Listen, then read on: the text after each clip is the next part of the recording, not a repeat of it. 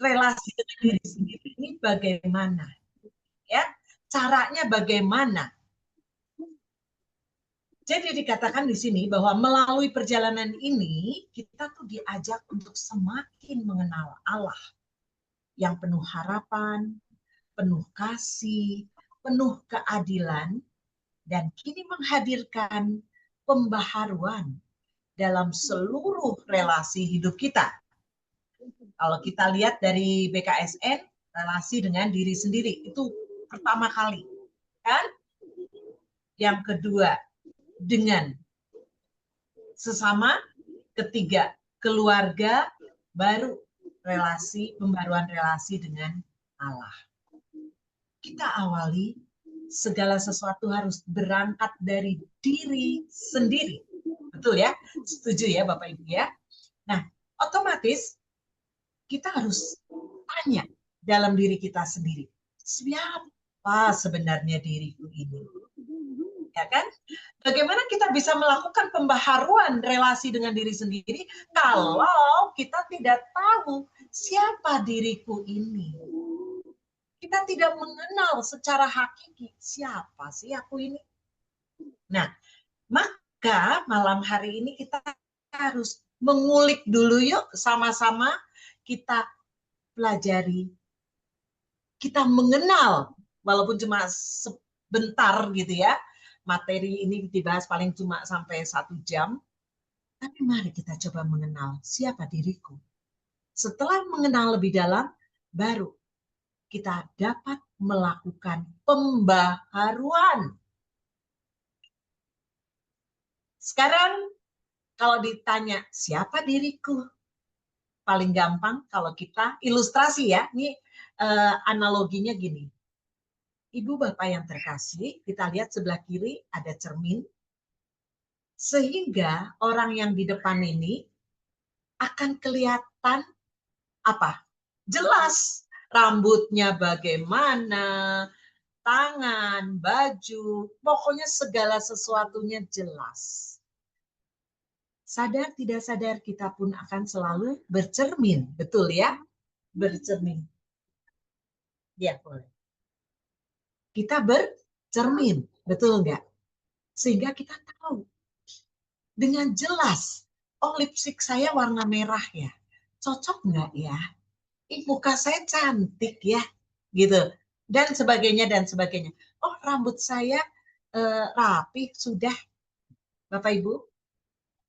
Tapi kita lihat yuk sebelah kanan. Apakah terlihat? Terlihat nggak Bapak Ibu? Itu cermin. Tapi nggak jelas. Kenapa? Nah pertanyaannya, kenapa tidak jelas? Ya pasti Bapak Ibu tahu, karena kacanya pecah. Cerminnya pecah. Sehingga nggak jelas banyak. Semakin banyak kaca yang retak, semakin nggak jelas muka kita. Semakin nggak jelas, nih rambut acak-acakan apa enggak ya? Gitu loh. Warna lipstik saya udah bener enggak ya? Atau masih kacau nih? Apa namanya? Cemongan nih. Bedak saya masih cemongan enggak ya? Bagaimana mau jelas kalau banyak retakan-retakan di kaca tersebut? Sampai di sini paham dua analog ini? Gitu ya. Dua analogi ini saya mau mencoba membawa kita semua sebenarnya siapa diri. Apakah kita bisa melihat di dalam cermin yang utuh sehingga kita bisa melihat diriku yang seutuhnya. Apa itu Ibu, Bapak? Manusia yang seutuhnya kita diciptakan oleh Tuhan adalah sempurna adanya, baik adanya. Betul? Iya enggak? Nah, tapi kenapa? Seperti yang dilihat ini sebelah kanan. Apa maknanya di dalam kehidupanku? Ya, jawabannya adalah karena luka-luka yang ada di dalam diriku. Yang menyebabkan seolah-olah dianalogikan itu cerminnya pecah. itulah luka-luka di dalam diriku. Sehingga diriku tidak seperti diciptakan pertama kali oleh Allah yang baik adanya. Sesuai citra diri Allah. Tapi karena kedosaan kita, kelemahan kita, egois kita, yang tidak pernah mau disembuhkan, itu menjadi luka yang makin lama makin dalam. Betul atau betul? Ya enggak? Iya kan? Bapak Ibu, ini contoh ya. Kalau ngelihat cermin yang luka, diri kita bercermin di cermin yang luka aja, kita nggak kelihatan. Itu cemongan nggak ya bedak saya? Lipstick saya cemongan apa nggak? Nggak jelas. Apalagi kalau ada orang yang lewat kaca tersebut. Kita bisa lihat jelas nggak? Enggak. Diri kita yang dekat dengan cermin aja nggak bisa kelihatan dengan jelas, apalagi orang di luar atau yang di 1 atau 2 meter yang sedang lewat kaca tersebut atau cermin tersebut nggak bisa lihat. Jadi Bapak Ibu, penghalangnya apa? Penghalangnya adalah luka-luka yang tidak pernah diobati. Dan akibatnya apa Bapak Ibu? Kita pernah merasakan nggak? Kalau kita luka batin. Ini hanya contoh ya, luka batin. Ada orang yang, ini kisah nyata ya, di Jawa Tengah. Dia orang miskin banget. Terus pada waktu dia SD, dia nggak bisa beli sepatu. Orang tuanya memang miskin sekali. Sampai sepatunya pun sekalinya ada, jelek banget mungkin dikasih dari orang. Dan sekalinya udah bolong, nggak bisa dibetulin. Gitu loh. Pokoknya miskinnya tuh benar-benar miskin. Dia tidak bisa mengolah. Akhirnya luka batin yang terus-menerus sehingga dia minder. Luapan atau apa namanya ya, cerminan yang keluar akhirnya dia minder pada saat dia dewasa gitu ya. Dia minder. Dia tidak tumbuh sebagai manusia yang seutuhnya. Lagi, Bapak Ibu, kita sering nggak hanya hal kecil aja tahu-tahu bisa emosi. Misalkan nih, ada orang yang dikatain kamu bodoh. Itu ada orang yang, oh ya udah nggak apa-apa. Misalkan gitu ya. Tapi ada loh, orang yang cuma dikatain bodoh, dia bisa istilahnya maaf nih, menggampar orang tersebut. Ada cerita itu? Ada. Kenapa? Dia tidak bisa mengolah dan pada waktu dulu dia luka itu dia diamkan dan dia tidak bisa mengolah. Dia tidak bisa berdamai dengan dirinya sendiri. Sehingga luapan emosi kepada orang-orang yang ngatain dia atau apa, itu adalah suatu luapan, suatu cerminan bahwa sebenarnya dia tidak di dalam hidup yang nyata. Penuh luka hidupnya. Banyak lagi contoh-contoh, betul ya Bapak Ibu ya, yang mungkin dia hidup dari keluarga yang broken home. Dari kecil udah ditinggal papahnya atau mamahnya lah gitu ya. Jadi pertumbuhan, kalau dia tidak bisa mengolah, dia tidak bisa memperbaiki luka-luka tersebut. Dan dia akan bawa terus gitu ya, maka pasti di dalam kehidupan sehari-hari kita akan lihat mungkin cepat emosi, hanya hal kecil aja emosi atau marah-marah yang tidak terkendali. Itu adalah cerminan dia. Karena dia tidak bisa melihat jati diri awal muasal bahwa dia diciptakan baik adanya. Oke, itu ilustrasi Bapak Ibu sehingga kita ada di mana gitu ya. Bagaimana kalau gitu agar kita dapat melihat diri kita seutuhnya?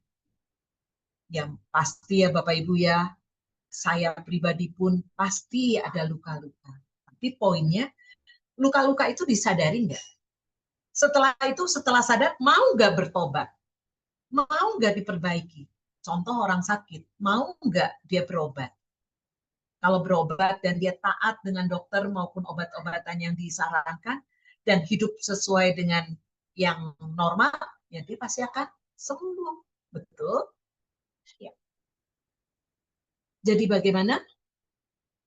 Salah satunya adalah kita harus mau melakukan pembaharuan relasi dengan diri sendiri. Sampai sini berarti kita udah mas.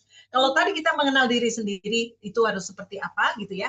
Maka yang harus kita lakukan, kita harus melakukan pembaharuan.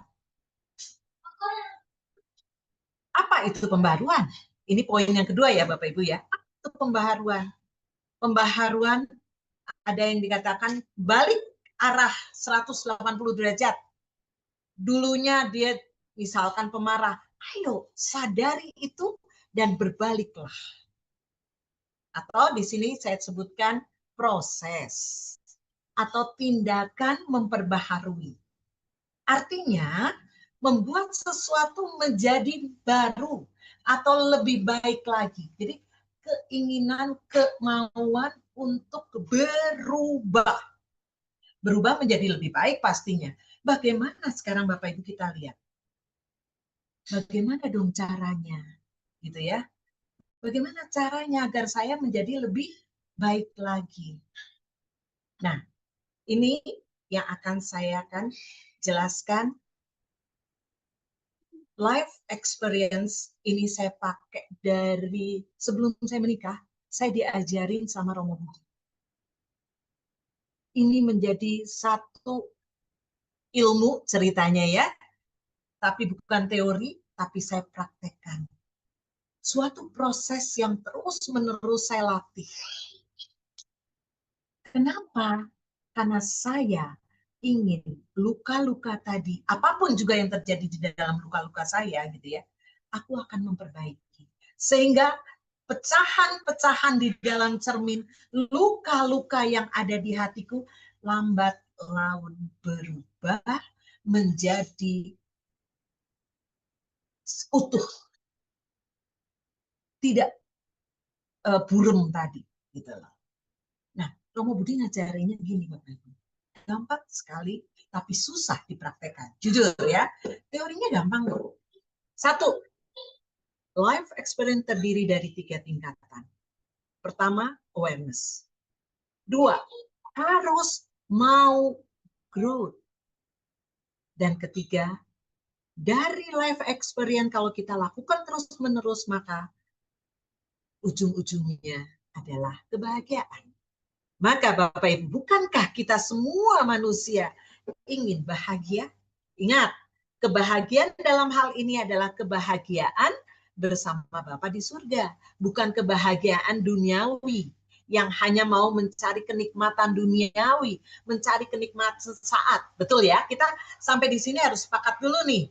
Kebahagiaan yang di sini dimaksud adalah kita akan mendapatkan kebahagiaan, keselamatan hidup kekal bersama Bapa. Apakah gampang? Oh, susah sekali. Betul ya? Nah, tetapi apakah kita menyerah? Jangan. Mari kita sama-sama, karena Tuhan sendiri yang akan menuntun kita. Bapak Ibu, kita tahu, kita semua diciptakan baik adanya, sempurna adanya. Kasih Allah menyertai kita. Tapi apa? Dan kenapa kok terjadi kita mengalami kesulitan, kesedihan, kekhawatiran, kecemasan? Betul? Ya enggak? Kenapa? Gitu loh. Sampai akhirnya mungkin kita menjadi pemarah, pendiam, pendendam. Itu fakta loh yang terjadi. Nah, kita harus berpikir lagi, buat apa itu terus-menerus kita pelihara? Buat apa yang ada hanya membuat kita dendam, pembohong, cemas terus-menerus? Bukankah alangkah bahagianya kalau kita mendapatkan kebahagiaan itu? Ini dulu ya. Nah, kita tahu bahwa kita harus menjadi orang yang hidup baik, betul, gitu ya. Seperti apa? Nggak gampang loh, gitu ya. Nah, saya sering membandingkan gini Bapak Ibu. Kita berbuat baik dengan cara apa tuh namanya? Sorry, lupa. Kalau ke panti asuhan gitu, baksos. Aduh, susah amat dari tadi.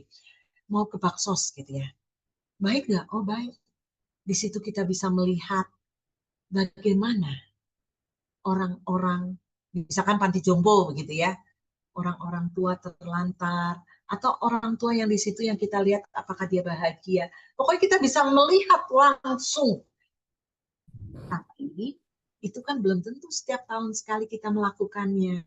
Betul? Ya enggak? Bagaimana kita bisa melatih kalau itu belum tentu terjadi setahun sekali?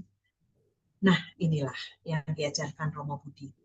Kalau kamu mau berbuat, memperbaiki terus-menerus, terjadi pembaruan dalam hidup kamu, ini kata-kata Romo Budi ya, maka kita harus terus dan terus melakukan pembaruan itu. Betul nggak? Betul. Caranya tadi. Satu, sadar. Harus sadar bahwa Tuhan menyertai kita, melindungi kita, mengasihi kita setiap saat. Tuhan hadir. Nah, ini ya. Sadar bahwa rahmat Tuhan diberi berkat, kita diberi berkat oleh rahmat Tuhan yang luar biasa setiap saat. Sadar nggak itu? Atau hati-hati, ada orang yang menganggap dalam kehidupan sehari-hari pagi, siang, sore, malam itu bukan, dia tidak menyadari peran Tuhan, kehadiran Tuhan dalam kegiatan sehari itu. Karena apa? Karena dia melihat akulah. Aku sehat ya karena aku senang olahraga. Aku sehat karena aku tidurnya tertib. Aku sehat karena aku makannya istilahnya bagus, nggak teratur lah ceritanya gitu ya, nggak makan-makan yang junk food atau apa. Bapak Ibu, kalau orang tersebut selalu tidak menghadirkan Tuhan dalam kehidupan sehari-hari di dalam awareness ini, maka sangat susah untuk nantinya menyadari dan untuk terjadinya perubahan. Yang ada apa? Kecenderungan dia untuk menjadi sombong dan tidak menganggap perlu adanya Tuhan. Betul, Bapak. Karena dia merasa, karena aku tertib, saya olahraga yang tadi saya bilang. Itu satu. Kedua, saya memberikan contoh. Saya naik jadi manajer naik jadi GM, dari GM saya pantas dong, saya layak dong diangkat jadi direktur. Karena apa? Aku rajin berangkat pagi, pulang sampai malam, dan saya jujur, saya kembali lagi lihat kata-kata yang saya sampaikan. Saya. Betul nggak? Saya rajin, saya pinter, saya cerdas, saya pinter melobi, saya pinter bernegosiasi, saya habiskan waktu untuk di kantor dengan baik. Bapak Ibu yang terkasih, hati-hati. Dia bisa lupa akan rahmat Tuhan yang menyertai dia setiap saat. Akhirnya dia sombong kan? Ya pantaslah saya jadi direktur, pantaslah saya kaya raya, gitu. Bapak Ibu yang terkasih, kalau orang seperti ini terus-menerus, maka akan terjadi luka-luka, retakan-retakan kaca itu semakin banyak. Betul? Sombong. Akhirnya apa? Ngejelek-jelekin orang. Akhirnya ngebully orang. Dia merasa berkuasa. Itu rentetannya tuh. Gitu loh. Tapi mari kita lihat sebaliknya. Yang diharapkan dari awareness ini melibatkan, menyadari rahmat Tuhanlah yang membuat saya bangun tadi dengan sehat. Rahmat Tuhanlah yang membuat saya masih diberi kesempatan hidup Terus bersama Tuhan kita menyadari, Tuhan pakailah aku sebagai alatmu. Tuhan berilah kekuatan. Hari ini aku mau bekerja A, B, C, D misalkan gitu ya. Tolong lindungi aku Tuhan. Beda sekali nggak dengan cerita yang tadi Bapak Ibu? Beda sekali bukan? Di sini dia menyerahkan, mengandalkan semuanya kepada Tuhan. Sehingga pada saat dia berangkat ke kantor nih misalkan gitu ya, sampai di kantor pun dia pasti akan mengucap syukur. Terima kasih Tuhan, aku sampai di kantor. Engkau telah memberikan aku keselamatan sepanjang jalan tadi. Lihat perbedaannya dengan tadi. Orang yang kedua ini, dia sadar, awareness-nya tinggi banget bahwa Tuhan memberkati dia terus. Dalam setiap hidup kesehariannya. Maka pada saat dia misalkan diangkat jadi manajer, dia pasti akan mengatakan, terima kasih Tuhan, ini adalah rahmat yang kau berikan, sehingga aku bisa mencapai, sehingga aku boleh berbahagia, boleh mendapat gaji lebih tinggi lagi untuk keluargaku, misalkan. Ya, beda sekali Bapak Ibu. Maka apakah dia akan menjadi sombong? Ya bisa aja, betul, kalau dia tidak kuat-kuat. Tetapi pada dasarnya kalau dia selalu sadar bahwa dia adalah manusia yang dikasihi Tuhan dan Tuhan selalu memberikan rahmat, maka orang tersebut selalu mengandalkan dia. Seperti yang dikatakan Yesus di dalam buku BHF-nya tadi, Yesus engkau andalanku. Kita mengandalkan dia dalam segala sisi. Ya, sehingga pada saat pencapaian kita pun kita tidak mengatakan oh karena aku pinter, oh karena aku kerjanya kerja keras, tapi orang yang selalu mengandalkan dia, menyadari kehadiran Tuhan dalam setiap peristiwa, maka dia pasti akan mengatakan terima kasih Tuhan, ini semua karena kasih-Mu. Oke, ya. Nah, itu yang pertama. Mari kita bersama-sama menyadari setiap peristiwa hidup, apapun kita harus sadari, Tuhan hadir. Tuhanlah yang memberi berkat. Tuhanlah yang mengasihi. Poin 1 selesai ya, Bapak Ibu ya. Pertumbuhan, growth. Apa maksudnya? Maksudnya di dalam peristiwa peristiwa kehidupan sehari-hari, langkah pertama kita harus sadar, maka kita harus tahu juga, oh kan kita pasti akan ketemu dengan orang, betul nggak? Kita akan ketemu dengan orang-orang baik kita yang akan berdiskusi dengan orang tersebut, ataupun kita mendengar, kita nggak aktif, kita hanya mendengar cerita orang. Contoh Bapak Ibu, hari ini semalam saya kan nginep di rumah sakit ya, nunggu Romo Budi. Apakah itu saya sia-siakan? Oh, saya banyak belajar. Life experience saya. Sadar bahwa Romo Budi dikasihani Tuhan. Dilindungi Tuhan. Hal yang kecil, tapi saya sadari.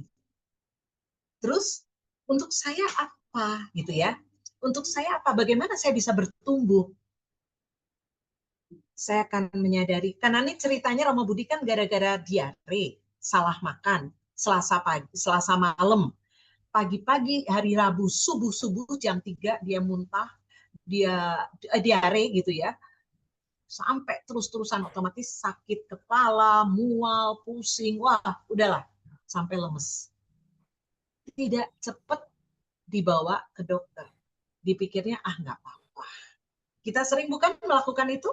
Saya sih sering. Yang penting minum obat Pocaipil atau minum obat diabetes atau apapun juga, gitu kan? Nah, Romo Budi mendiamkan sampai hari Kamis. Itu kan Rebo, Kamis. Nah, hari ketiga baru manggil dokter, datang, dikasih obat. Waktu hari Sabtu saya bilang, ayo kita ke rumah sakit aja. enggak, aku mau ngabisin obatnya dulu. Ternyata makin lemes, makin lemes, makin lemes. Sampai minggu pagi terpaksa dibawa ke Karolus. Nah, Bapak Ibu, saya terenyuh melihat informasi dari hasil bahwa fungsi ginjalnya menurun menjadi 10, fungsi jantungnya menjadi 48 dari 60 gitu ya. Makin turun kan. Diceritakan tadi sama Romo Budi. Salah satu penyebab itu adalah karena apa? Karena dehidrasi. Sekarang apa maknanya buatku? Gitu kan? Apa maknanya? Harus ada pembaharuan apa di dalam diriku? Aku sadar pertama tadi Tuhan tidak pernah meninggalkan kita umatnya. Kedua, kita sebagai manusia diberi akal sehat, otomatis, oh kalau begitu, seandainya nanti kita semua ada yang kena diare, kesimpulannya apa? Cepet-cepet, sehari aja. Kalau nggak sembuh, udah padahal udah minum obat, minum elektrolit gitu ya, atau minum tetap nggak sembuh, cepatlah ke rumah sakit UGD. Sebentar juga dikasih inti infus, otomatis bisa pulang lagi karena belum sampai dehidrasi. Dehidrasi sangat-sangat membahayakan ternyata. Nah, Bapak Ibu, ini contoh kesehatan ya. Bukankah kita juga harus memelihara tubuh kita? Sama. Jadi ini menjadi pembelajaran. Oh, saya harus bertumbuh. Bertumbuhnya gimana? Otomatis harus jaga kesehatan, betul gitu ya. Selain itu, seandainya sakit diare yang selama ini mungkin kita anggap ya normal lah, kita sering sakit diare, mungkin salah makan atau apa, ini harus menjadi serius. Jangan dibiarkan sampai 4 hari, hari kelima baru ke rumah sakit. Efeknya akan menjadi lebih panjang. Oke, gitu ya. Nah, jadi pertumbuhan ini loh maksudnya, terjadi growth. Saya harus apa dari cerita peristiwa yang saya alami ini? Gitu loh. Paham ya Bapak Ibu? Dan itu harus komit kita. Tuhan, aku mau memperbaiki dari cerita ini, aku harus berubah menjadi begini. Itu tentang kesehatan. Bapak Ibu, sekarang yang dimaksud dengan pembaruan relasi dengan diri sendiri yang dapat dengan cepat memperbaiki hidup kita gini. Kita paling sering apa? Marah kan? Ya enggak? Nah, sekarang kita lihat aja contoh kemarin demo. Bapak Ibu, apa yang Bapak Ibu rasakan? Awareness-nya Bapak Ibu di mana? Dengan demo yang kemarin. Sadari, banyak peristiwa dari satu, yaitu demo kemarin. Betul ya? Kita, salah satunya nih, banyak sekali sebenarnya poin-poinnya. Kita nggak boleh apa ya, sombong. Kita harus lebih empati. Kita tahu sekarang ekonomi susah, betul nggak? Ya harus jujur udah pasti. Nah, segala banyak peristiwa yang kita harus sadari. Peristiwa itu apakah sesuai dengan kehendak Tuhan apa tidak? Apakah dengan menghancurkan atau apa segala macam merusak, apakah itu sesuai? Tidak dong. Nah, kalau yang tidak, kita jangan ikuti. Jangan diikuti itu. Gitu loh. Tapi kita harus empati. Itu yang harus ikuti. Gitu loh. Jadi di dalam satu peristiwa, sadari mana yang diajarkan Tuhan untuk kita. Kita harus lebih peduli kepada orang-orang. Itu growth-nya tuh di situ. Gitu loh. Renungkan semua peristiwa. Ada yang jelek, yang tidak sesuai dengan kehendak Tuhan, jangan diikutin.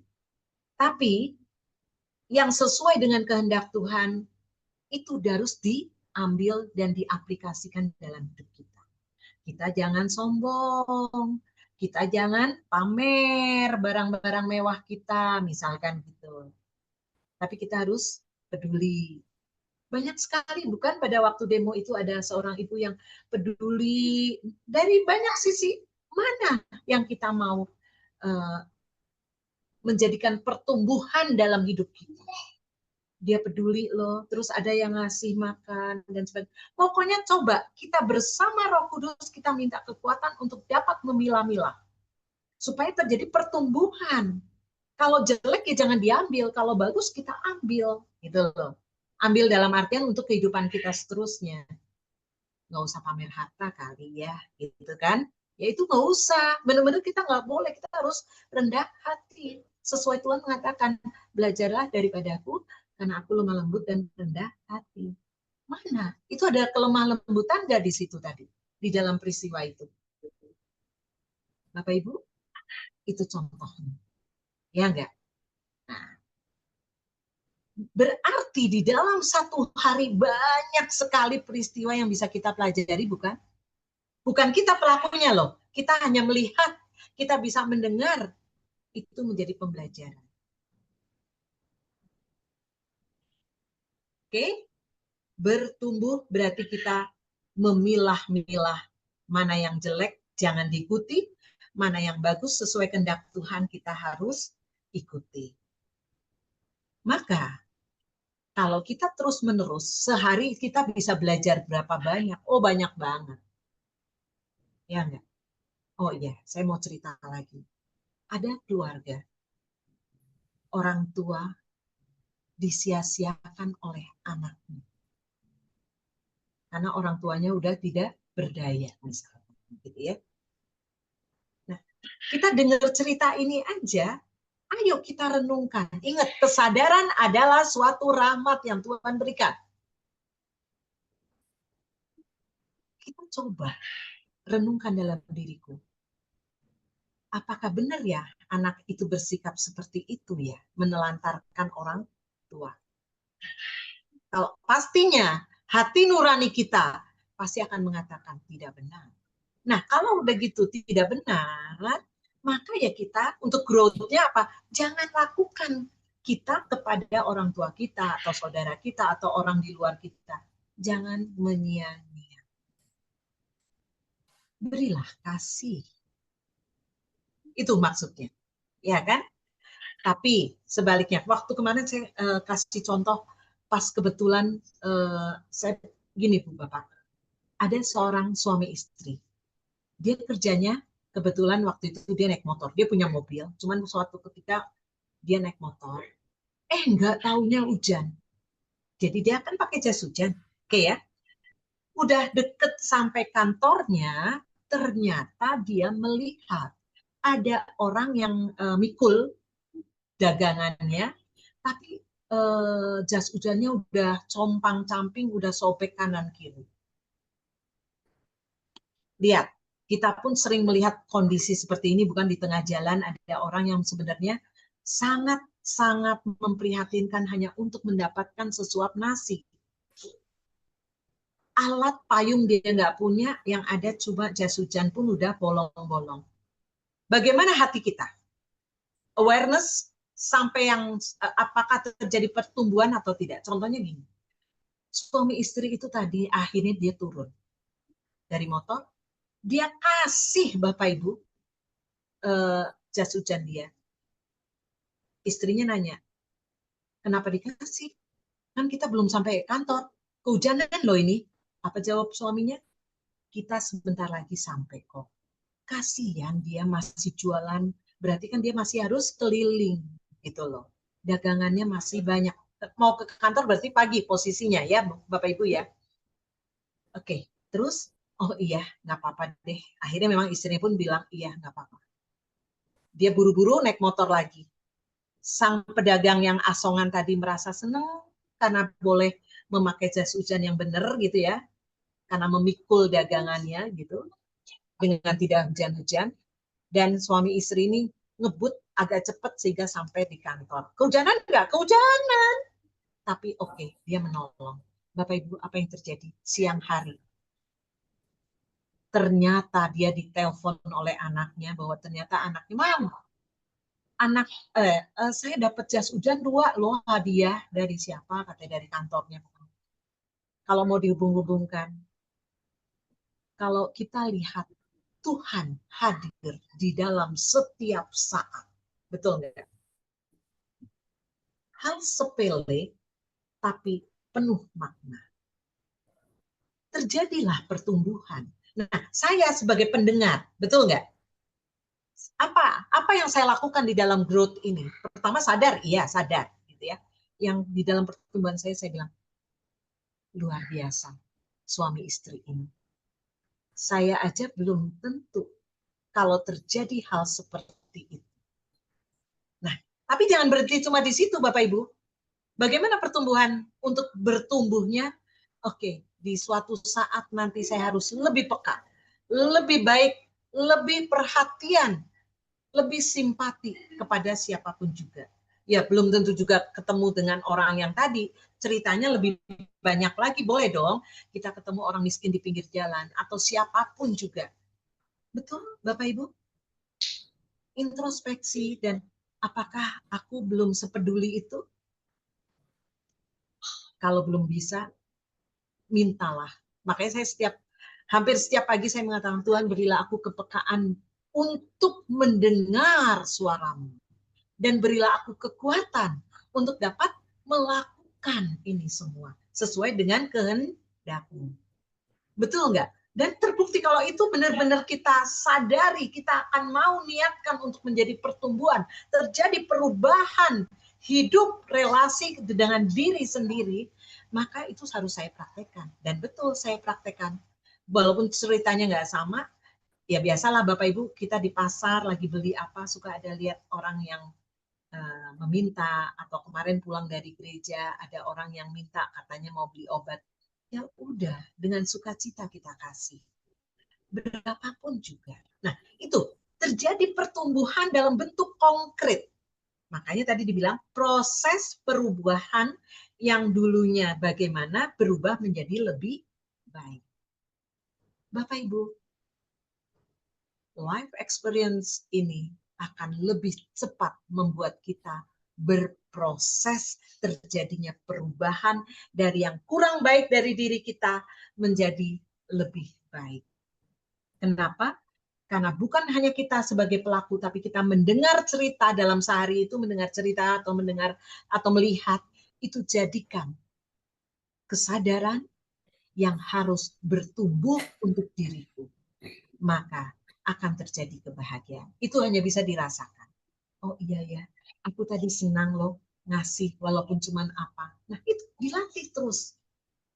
Oke, sampai di sini mungkin nanti kita bisa diskusi ya Bapak Ibu ya. Itu ceritanya sehingga kita melatih setiap saat. Baik itu yang kita dengar yang jelek, tadi kan saya udah kasih contoh yang jelek, yang orang menyanyiakan orang tuanya, itu bagaimana di dalam kesadaran? Apakah aku mau ikut juga seperti itu? Atau aku melihat bahwa itu nggak benar, maka aku juga tidak boleh melakukan itu. Atau contoh tadi, orang yang berbuat baik. Ya nggak? Banyak sekali cermin dalam kehidupan kita yang kita bisa lakukan. Yaitu awareness, growth, dan happiness. Nah, Bapak Ibu, awareness, saya mengelompokkan. Setuju nggak Bapak Ibu? Kelompok pertama, orang sadar akan kesalahannya. Orang sadar akan dirinya yang salah. Oh iya, aku marah-marah, misalkan gitu ya. Dia sadar bahwa dia salah, maka dia akan bertobat. Maka terjadilah pembaharuan. Betul nggak? Dia minta ampun, minta maaf, misalkan suami istri. Dia menyadari, oh iya, aku salah. Kenapa aku marah ya? Sadar nggak ini? Kalau dia sadar, maka dia harus bertobat, minta maaf. Maka terjadilah pembaharuan. Apa? Pembaharuan menjadi orang yang lebih baik. Karena Tuhan sendiri menciptakan kita menjadi orang yang mengasihi sesama. Yang kedua, kelompok yang kedua, orang itu sadar kalau dia salah, gitu ya. Tapi tidak mau bertobat. Ini yang repot. Kita ada di kelompok mana? Ini yang harus kita sadari. Dia tidak mau bertobat, maka apa? Ya tidak akan terjadi pembaharuan diri. Betul nggak sih? Karena merasa bahwa aku nggak salah. Sama seperti tadi yang contoh, Saya jadi general manager karena saya yang rajin, karena saya pintar, karena saya pintar bernego. Wah, pokoknya saya. Dia tidak akan merasa bahwa dia mau bertobat. Ya enggak lah, gitu loh. Bapak Ibu, ini bahaya banget yang kedua. Ya enggak? Nah, yang kedua tadi yang ini ya, dia tidak sadar akan kesalahan. Oh, banyak sekali Bapak Ibu. Banyak sekali kita temui. Mungkin juga amit-amit ya, kita pun suka melakukan ini. Tidak sadar kalau kita tuh salah. Tapi kalau kita selalu memohon rahmat, awareness dari Tuhan, saya yakin loh, kita pasti akan diberi rahmat, hikmat bahwa kamu salah. Kamu udah dikasih tahu tindakan kamu itu salah kok. Ngakuin nggak itu? Ya. Jadi, jika orang tersebut tidak sadar akan kesalahan karena menganggap dia tuh selalu benar, orang lain yang salah. Inilah orang yang sangat egois, orang yang sangat tidak mau, nggak ada empati sama sekali. Yang benar adalah aku, gitu ya. Maka yang dapat dikatakan oleh orang lain, ya udah, apa yang bisa dilakukan? Mari kita doakan supaya dia dapat sadar. Kalau dia sadar, maka dia pasti akan berubah. Ya, oke. Jadi sadar itu adalah suatu rahmat dari Tuhan, biar Roh Kudus yang bekerja sehingga orang tersebut sadar akan kesalahannya dan mau bertobat. Bapak Ibu, bertobat adalah dasar untuk terjadinya perubahan. Kalau enggak, susah. Oke. Apa yang harus dilakukan orang agar semakin peka akan rahmat dari Tuhan itu? Ya, di sini memang butuh kita untuk time for doing. Betul. Tetapi mari kita harus mengadakan, harus menciptakan time for being. Artinya apa? Di tengah kesibukan kita, di tengah pekerjaan kita sebagai ibu rumah tangga, sebagai kepala keluarga, sebagai atasan atau bawahan di suatu kantor, mari. Atau sebagai orang tua maupun anak, mari. Kita harus mempunyai time for being. Yaitu waktu untuk mengakrabi dengan diri kita sendiri. Menyediakan waktu untuk akrab dengan Tuhan. Jadi, kita harus membangun kesadaran, siapa aku ini? Apa yang aku perbuat? Akhirnya kita menjadi sadar akan jati diri kita sesungguhnya. Ingat Bapak Ibu, ciptakan time for being. Biarkan kita duduk diam, Roh Kudus bekerja dalam diriku, sehingga aku mengenal siapa aku ini sebenarnya. Apa yang aku perbuat? Apakah sudah sesuai dengan kehendak Tuhan? Atau masih sesuai dengan egoku? Karena aku tidak menyadar, tidak menghadirkan Tuhan dalam kehidupan sehari-hariku. Mana itu? Kita ada di mana? Kita posisi yang mana? Semoga kita benar-benar kalau mau menjadikan cermin tadi tidak terlalu banyak luka-luka, mari kita berikan, ciptakan time for being. Akrab bersama Tuhan, Dia akan memberikan jalan penerangan. Ya, baik. Tadi sudah saya katakan bahwa sadar akan jati diri kita sebagai anak-anak Allah yang diciptakan, dipelihara, diatur oleh Allah. Jadi, kita itu mari bergantung padanya dan untuk itu kita harus mengandalkan Dia. Maka dari itu, tanggal 22 Februari 1931, Yesus menampakkan diri kepada Santa Faustina. Dan ini, gambar kerahiman ini kan harus disebarkan, diwartakan sampai ke seluruh dunia. Maksudnya apa? Penting dan sangat penting. Maksudnya Tuhan, kamu jangan mengandalkan diri kamu sendiri. Tapi Yesus, engkau andalan. Dan lihat dari gambar ini, kita tahu Tuhan selalu memberi berkat, bukan? Memberikan rahmat kepada kita, bukan?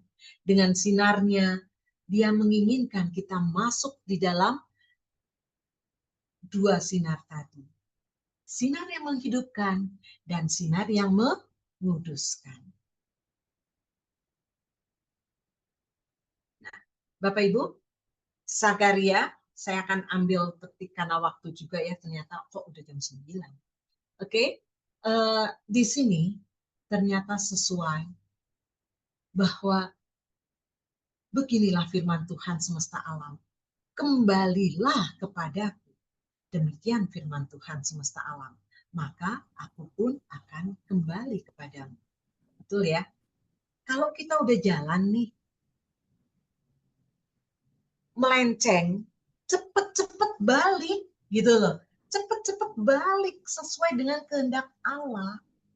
Jangan kita biarkan langkah kaki kita menuju yang makin jauh menyimpang dari kehendak Allah. Firman Tuhan mengatakan, kembali padaku. Ayo. Aku Maha Rahim, aku akan selalu memberikan kasih. Bapak Ibu, saya ambil yang pentingnya. Beginilah firman Tuhan semesta alam. Berbaliklah dari tingkah lakumu yang buruk dan dari perbuatanmu yang jahat. Ya enggak?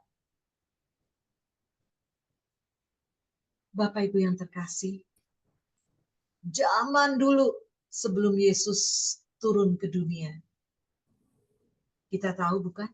Para nabi, para nenek moyang kita, banyak yang jatuh lagi ke dalam dosa. Demikian kasihnya Tuhan pun akan memberikan segala sesuatu, ya enggak? Para nabi dan seterusnya sampai akhirnya putranya yang tunggal Tuhan kita.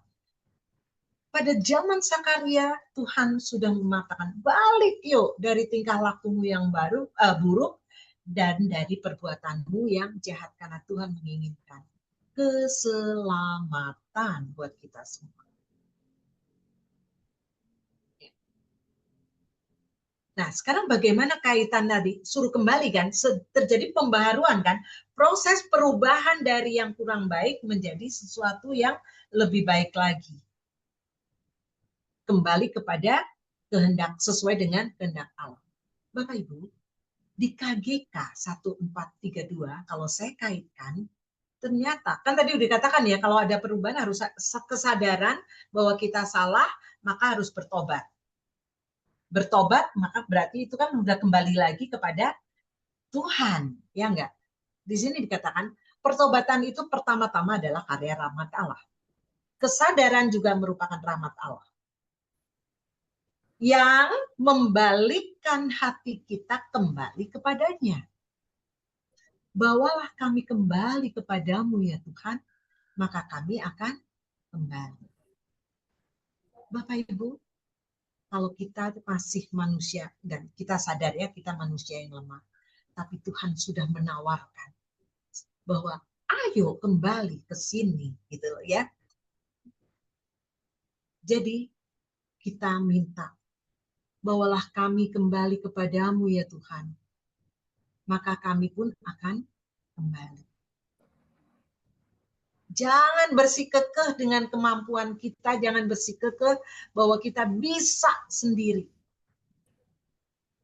Nah, Bapak Ibu, di sini dikatakan lagi, marilah kita memandang darah Kristus dan mengakui betapa bernilai itu untuk Bapaknya.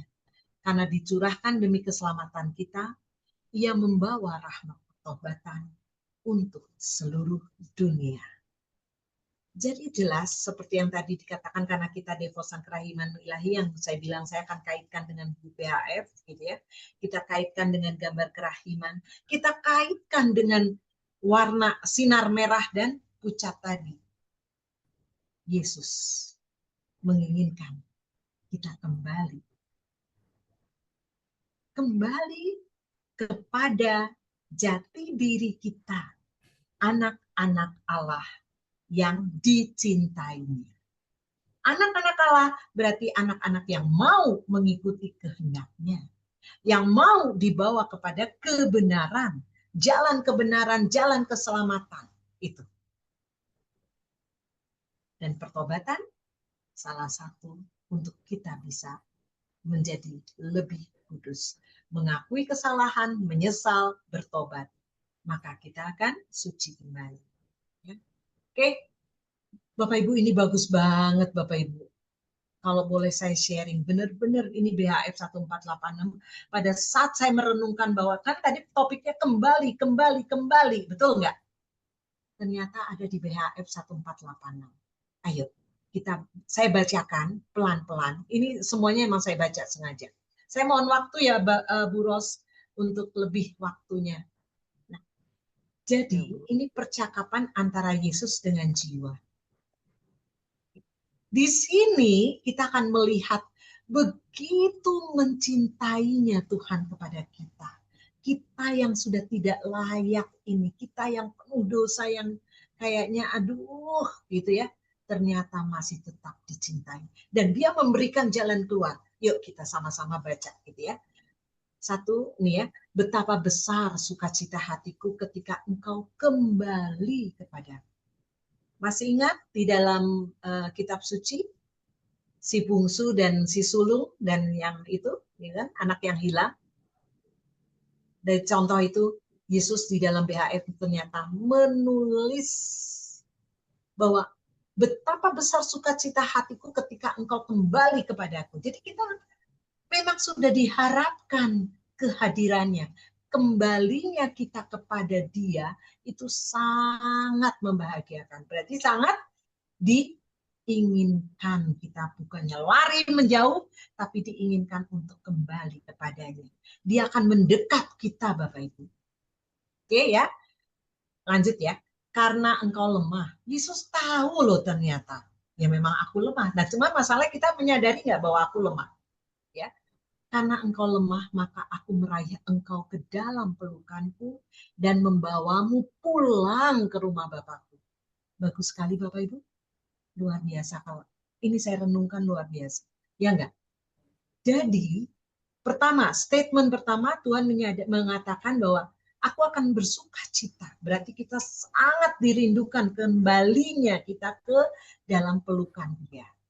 Dan ternyata Bapak Ibu, Tuhan akan meraih berarti ingat waktu itu saya sudah menyebutkan meraih itu berarti ada usaha dari Tuhan untuk menggapai kita. Mungkin karena kita mau keluar, mau lari, tapi dia akan meraih kita ke dalam pelukannya. Kalau di dalam pelukannya berarti kan aman, damai, betul nggak? Itu rasanya. Dan ternyata setelah ada di dalam pelukannya, Yesus akan membawa pulang ke rumah Bapa. Kalau kita dibawa pulang oleh Bapa, dibawa pulang oleh Yesus ke rumah Bapaknya, kita masih takut nggak? Enggak lah, dibawa oleh putranya yang tunggal ke rumah Bapa.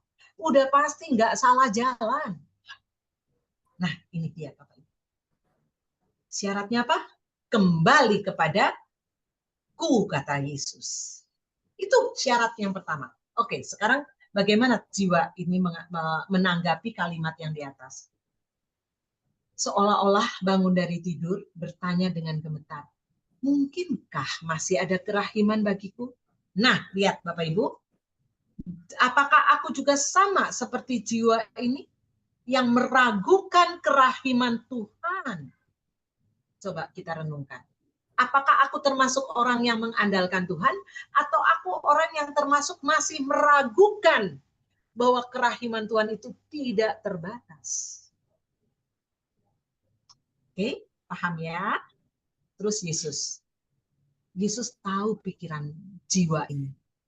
Justru engkau anakku memiliki hak istimewa atas kerahimanku. Biarlah kerahimanku bekerja dalam jiwamu yang malang. Biarlah sinar rahmat masuk ke dalam jiwamu. Sinar itu akan membawa serta terang, kehangatan, dan kehidupan. Di mana jiwa itu ragu-ragu karena merasa wah udah tidak layak, dosaku tuh udah terus-terusan itu lagi dan kayaknya udah tidak pantas gitu ya. Tapi cinta Tuhan meyakinkan bahwa mengata memiliki hak istimewa atas kerahiman. Nah, mari kita lihat ke dalam diri kita, apakah kita sudah mau menjadi anak-anak Tuhan yang sejati, atau kita masih nggak mau tahu, ya?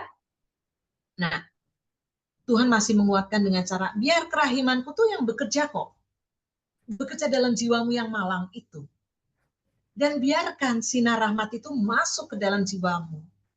Sinar itu akan membawa terang kok. Jadi siapa yang bekerja, yang aktif? Tuhan. Terus apa yang harus kita lakukan sebagai manusia yang penuh dosa ini? Buka hati. Terima rahmat dan membuka hati bahwa, ya Tuhan, aku mau kembali. Itu. Aku mau kembali di mana Engkau akan menggandengku, memelukku dan membawaku ke dalam rumah Bapa. Komitmen itu, pernyataan dari kita yang, ya Tuhan, aku mau kembali. Aku akan melakukan pembaharuan di dalam diriku sendiri. Terus jiwa. Tetapi ketakutan memenuhi hatiku ketika aku membayangkan dosa-dosaku. Dan ketakutan yang mengerikan itu membuat aku ragu-ragu akan kebaikanmu. Lihat Bapak Ibu,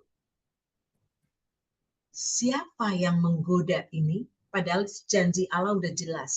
Ya enggak? Biar rahmatku masuk. Tetapi jiwa ini masih mengatakan, aku membayangkan dosa-dosaku dan ketakutan yang mengerikan itu membuat aku ragu-ragu. Ingat, lihat kata-kata ragu-ragu akan kebaikanmu. Mari kita renungkan diri kita masing-masing. Termasuk aku yang mana? Jiwaku termasuk seperti inikah? Yang masih ragu, memang saya mengakui aku orang yang berdosa, ya mengakui gitu ya. Tapi aku mengakui, dan apakah aku masih ragu-ragu? Apa iya ya? Emang benar ya? Tuhan mau mengampuniku ya? Apa iya ya? Tuhan maha baik ya? Apa iya Tuhan itu maha rahim? Ngelihat dosaku yang aduh gitu ya. Mari kita lihat posisi hati kita. Termasuk yang masih ragu-ragukah? Atau kita benar-benar yakin bahwa ya Tuhan, seperti yang kau katakan bahwa aku harus mengandalkan Engkau, maka aku pun saat ini juga aku akan menyerahkan. Aku akan kembali total kepadamu. Ya, bagus ya Bapak Ibu ya, 148. Masih diperkuat lagi oleh Tuhan, menunjukkan cintanya. Bapak Ibu seperti ini. Yesus mengatakan, ketahuilah hai jiwa, luka hatiku yang disebabkan oleh semua dosamu, itu ternyata Bapak Ibu tidak separah luka yang ditimbulkan oleh karena kurangnya kepercayaanmu sekarang ini. Yakni bahwa sesudah begitu banyak usaha yang dilakukan oleh kasih dan kerahimanku, engkau masih meragukan kebaikan. Yesus sendiri loh Bapak Ibu yang mengatakan di dalam BHF 1486. Kita sadar dosa-dosa kita membuat dia tercambuk, betul? Membuat kita meludahi, membuat kita menyiksanya. Itu Yesus akui loh. Tidak separah luka yang ditimbulkan oleh kurangnya kepercayaan. Nah, jadi Bapak Ibu, Tuhan menekankan kembali, jangan sampai kita ragu-ragu lagi. Karena itu akan membuat luka yang parah banget. Jadi, apakah kita masih meragukan kebaikan Tuhan? Oke, kita renungkan ya. Bagaimana jawaban jiwa? Oh Tuhan, selamatkanlah aku, sebab aku binasa. Jadilah juru selamatku. Oh Tuhan, aku tidak mampu aku mengatakan sesuatu lagi. Hatiku yang malang tercabik-cabik, tetapi Engkau, oh Tuhan. Bapak Ibu, jiwa ini, Yesus tidak membiarkan jiwa ini menyelesaikan kata-katanya. Tetapi sambil mengangkatnya dari tanah, dari lubuk kepapaannya, dia menuntunnya masuk ke dalam kediaman hatinya. Di sana semua dosanya lenyap dengan seketika, dihanguskan oleh nyala kasih. Luar biasa Bapak Ibu. Maka tema tentang pembaharuan relasi dengan diri sendiri sudah semakin terjawab. Dengan begitu besar kasih Tuhan ternyata kepada kita. Kembali yuk, gitu loh. Itu satu. Jangan sampai kamu ragu-ragu. Jangan sampai kamu tidak percaya akan kerahiman, akan kebaikan. Sebanyak apapun dosamu, asal engkau yakin, percaya, engkau mengandalkan aku, maka ia menuntunnya masuk ke dalam kediaman, akan terus ada di dalam hatinya, akan terus dituntun masuk ke dalam surga. Itulah kebahagiaan sejati. Dan ini yang terakhir Bapak Ibu, BHF ini 1577. Katakanlah kepada jiwa-jiwa agar mereka tidak memasang dalam hati mereka, tidak memasang dalam hati mereka sendiri rintangan-rintangan terhadap kerahimanku, yang sedemikian ingin bertindak dalam diri mereka. Kerahimanku bekerja dalam semua hati, yang membuka pintu baginya. Baik orang berdosa maupun orang benar membutuhkan kerahimanku. Pertobatan adalah rahmat dari kerahimanku, demikian juga keteguhan hati. Bapak Ibu, inti tadi di dalam pembicaraan antara Yesus dengan jiwa menguatkan kita. Oke Tuhan, aku tidak ragu-ragu. Oke Tuhan, aku yakin dan percaya akan kebaikan-Mu dan kerahiman-Ku. Tuhan masih mengingatkan lagi kepada kita. Jangan sampai diri kita sendiri yang memasang di dalam hati kita rintangan-rintangan akan kerahiman. Itu pesannya, gitu ya. Jangan agar mereka tidak memasang dalam hati kita masing-masing rintangan-rintangan terhadap kerahiman yang sedemikian ingin bertindak dalam diri mereka. Intinya apa sih? Mereka yang mau akhirnya diganggu oleh si jahat dan dia mendengarkan kepada si jahat. Godaan, jangan percaya. Udah, kamu sakit terus ya, bawa aja ke dukun. Nah, ada dia, makanya jangan biarkan jiwa-jiwa agar mereka tidak memasang dalam diri mereka sendiri rintangan-rintangan terhadap kerahiman. Timbulkan, yakinkan kepercayaan itu. Oke, Bapak Ibu, mari kita renungkan bersama-sama BKSN pertemuan pertama yang dikaitkan dengan KGK Injil tadi ya, Kitab Suci, KGK dan BHF. Mudah-mudahan menuntun kita menjadi semakin jelas apa yang dikehendaki. Terjadinya pembaharuan. Allah sumber pembaharuan, betul kan ya? Nah, sekarang dari pihak kita. Kita harus punya semangat. Tuhan mencintai. Mari. Baliklah, kembalilah, sadarilah. Dari yang kurang baik, kembali menjadi putra putri Allah yang sejati. Oke, demikian Bu Ros dan Bapak Ibu semua, semoga Tuhan memberkati kita. Amin. Baik, makasih Bu Eti ya atas renungannya, pencerahan bagi kita semua ya. Jadi kita membangun relasi bukan dengan Tuhan atau sesama saja, tapi dengan diri sendiri juga, dan tapi itu juga harus lebih mendekatkan diri pada Tuhan untuk dapat kita bertemu ya dengan relasi itu. Ini karena waktu juga mungkin kita berikan izin satu pertanyaan.